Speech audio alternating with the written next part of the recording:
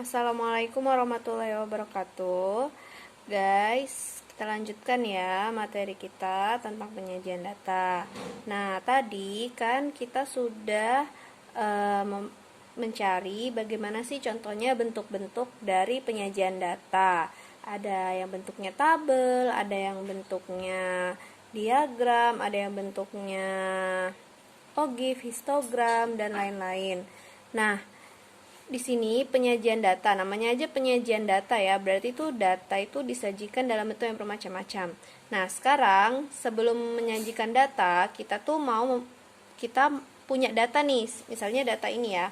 Ini data usia 50 orang yang tinggal di Satar Mese. Satar Mese itu desa di NTT. Nah, kalau kalian punya bukunya, bisa dibuka bukunya di halaman 40 ya. Nah, di situ ada data. Kemudian misalnya kita diminta untuk mensajikan data tersebut dalam bentuk diagram atau tabel. Nah, sebelumnya kita bikin dulu tabel distribusi frekuensinya. Supaya apa? Supaya mudah untuk melihatnya. Nah, caranya gimana? Yang pertama, untuk membuat tabel distribusi frekuensi, kita harus mengurutkan dulu. Diurutkan data dari yang terkecil sampai yang terbesar. Nah, jadi ini sama ya kayak yang dulu kalian belajar waktu SMP tentang statistika. Kalau misalnya mau mencari rata-rata, itu nanti harus diurutkan dulu. Mencari median, rata-rata tuh nggak harus diurutkan, nggak apa-apa. Mencari median, kuartil itu harus diurutkan. Jadi data yang terkecil sampai yang terbesar. Nah, di sini nanti kita akan belajar itu lagi ya. Oke, langsung saja kita urutkan dulu. Ini kita lihat manakah data yang paling kecil. Yang paling kecil ini ya, 33. Terus yang paling besar yang mana? 98. Nih, data yang terkecil atau terbesar. Nah, ini kan masih acak nih. Jadi kita urutkan dulu ya. Berarti urutannya yang pertama 33. Terus 41, 50, ting. Nah, ini ya sudah diurutkan. Maaf ya, tadi sudah salah. Jadi, tadi kan sudah ke samping gini ya, 33, 41, 50. Nah, ternyata ini ke bawah dulu ya ngurutnya. 33, 35, 35, 39, 41. Kemudian ke atas lagi 41, 42, 45, 47, 48. Habis itu 50, 52. Nah, dan seterusnya. Nah, Za banyak banget, Za. Capek ini kok ngurutin satu-satu. Ya emang gitu sih.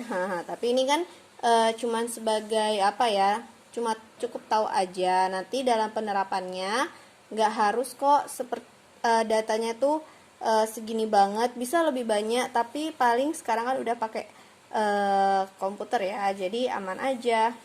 Oke, sip. Nah, dari sini kan kita lanjutkan ya, sudah kita urutkan. Habis itu tadi kita udah punya udah punya data bahwa nilai terkecil atau disebut X minimum ya, atau jangkauan terkecil. X minimum 33, X maksimum 98. Kenapa kita pakai X ya? Jadi karena biasa kan matematika emang pakai pakai X ya untuk menyatakan ini adalah data pertama, data kedua kayak gitu. Supaya ya sama aja kayak yang lain ya. Biasa kan nggak pakai X juga nggak apa-apa, pakai A, pakai Y juga boleh. Nah, terus dicari apa lagi? Jangkauan. Nah, di situ jangkauan itu apa? Jangkauan itu adalah datum terbesar dikurang datum terkecil. Datum itu maksudnya nilainya ya. Atau nilai minimum dikurang nilai maksimum. Jangkauan atau J. X max dikurang X min. Sama dengan 98 dikurang 33. Sama dengan berapa ini? Ya, 65. Jadi jangkauannya adalah 65 ya, jangkauan nilainya. Nah, sudah tahu jangkauan nilainya, nilai minimum, nilai maksimumnya. Nah, kalau kita mau menyajikan data, itu kita biasa kelompokkan dulu ya. Kita kelompokkan dulu dia range, atau range itu maksudnya interval atau selang ya, selang atau jarak. Jarak usianya itu misalnya kita mau bikin berapa. Nah, atau namanya di sini kalau di statistika itu kelas, panjang kelasnya ya. Nah, jadi untuk menentukan panjang kelas itu ada aturan Sturges. Aturan Sturges.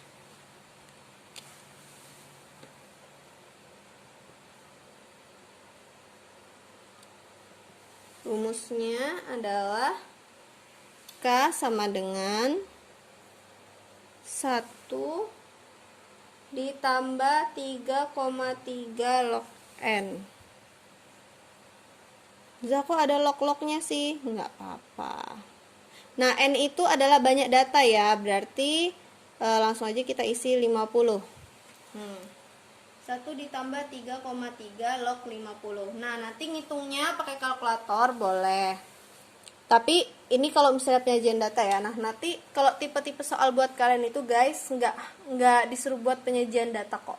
Nanti itu soalnya langsung dari data, dari tabel distribusi itu nanti disuruh bikin cari mana sih mediannya, mana sih kuartilnya, mana sih rata-ratanya, kayak gitu. Tapi datanya itu bentuknya itu kelompok, bentuknya itu datanya sebanyak-banyak kayak gini. Nah, kalau kayak gini dihitung, ini bisa dihitung pakai kalkulator ya, 3,3 log 50. Mau saya ajarkan cara ngitung pakai kalkulatornya, nggak usah ya, kan udah tinggal ketik-ketik aja. Nah, tuh yang dihitung itu bukan 3,3 lognya dulu ya, tapi log 50-nya dulu. Nah, jadi 3,3 dikali log 50 itu berapa? 1,6990. Nah, baru ini dikali dulu. 1 ditambah 6, hasilnya itu, nah, hasilnya adalah 5,6. Jadi 1 ditambah 5,6, 6,6. Nah, biasanya kalau panjang kelas itu kita bulatkan. Jadi kalau 6,6 dibulatkannya menjadi 7. Oke, nah ini tadi aturan Sturges ini untuk menentukan banyak kelasnya ya. Nah, kemudian sekarang kita hitung panjang kelasnya, atau biasa ditulisnya C dari class. Nah, panjang kelas itu jarak jangkauan per banyak kelas. Nah, berarti jangkauannya 65 dibagi 7 sama dengan 9,3. Nah, gini ya. Apa bedanya banyak kelas sama panjang kelas ya? Oke, nanti kita lihat ya di tabelnya.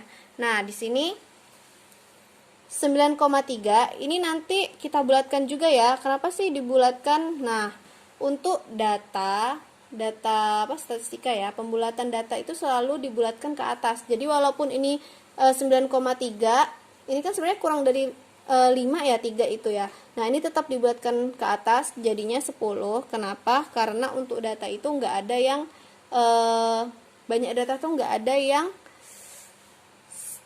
koma sekian kecil gitu. Nah, jadi tuh dia harus bulat, jadi dibulatkannya itu ke atas gitu. Oke. Nah, kemudian kita bikin tabelnya, nggak muat nih papannya. Nah, sudah ganti ya papannya. Jadi kita tadi punya catatan jangkauannya itu ada 65. Banyak kelasnya ada 7, panjang kelasnya ada 10. Nah, sekarang kita ubahlah tadi data yang banyak berceceran tadi itu jadi tabel. Nah, kan kita di sini punya ya.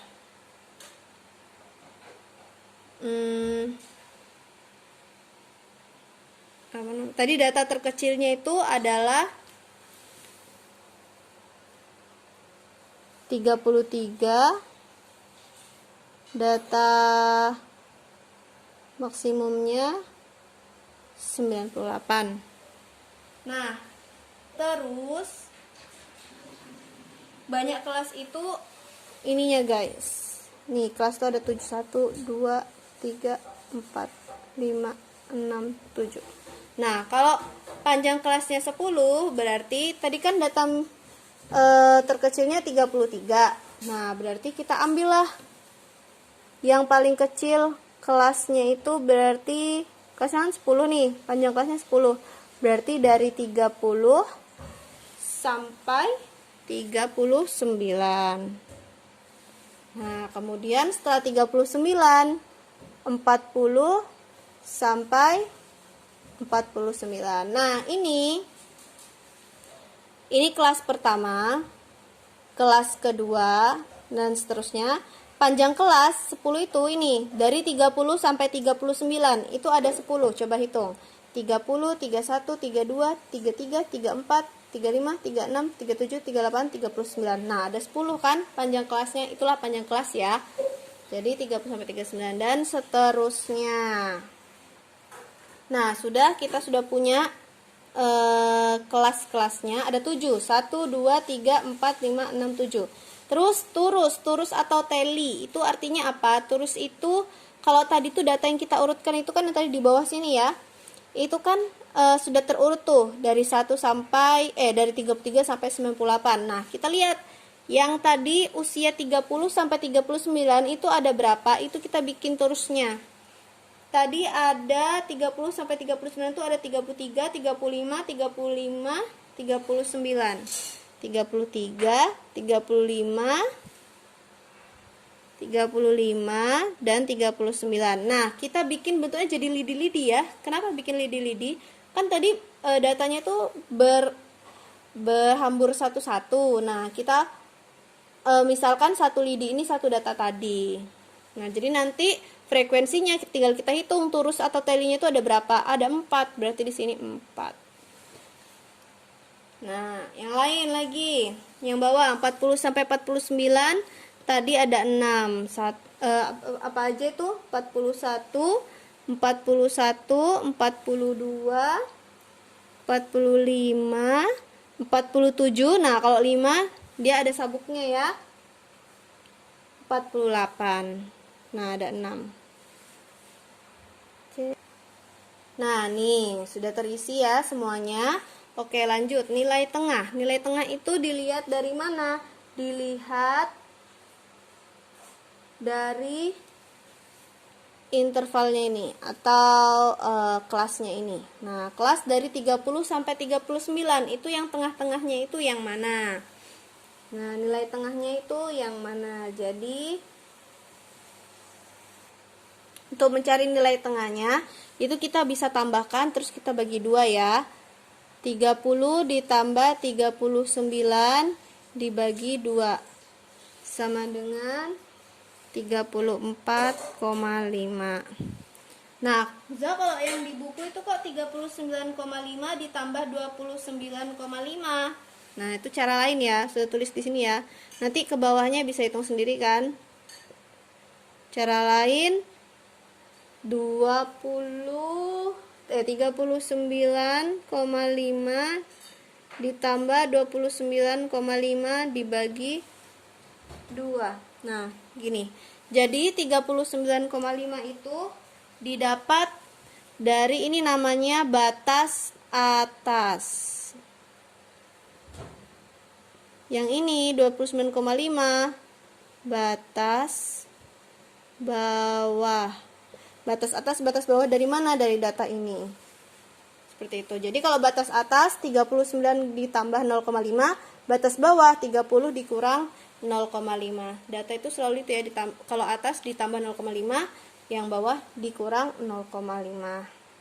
Oke, nanti sisanya kalian tinggal hitung sendiri nilai tengahnya berapa, ada di buku ya, sudah ya. Nah, sudah? Kalau sudah, oh ya, ini frekuensi ini kalau kita sum jumlah F, ini kan sigma F ya, artinya jumlah dari frekuensinya itu ada 50. Sama ya, tadi kan data itu ada 50. Gitu, sip. Gampang kan?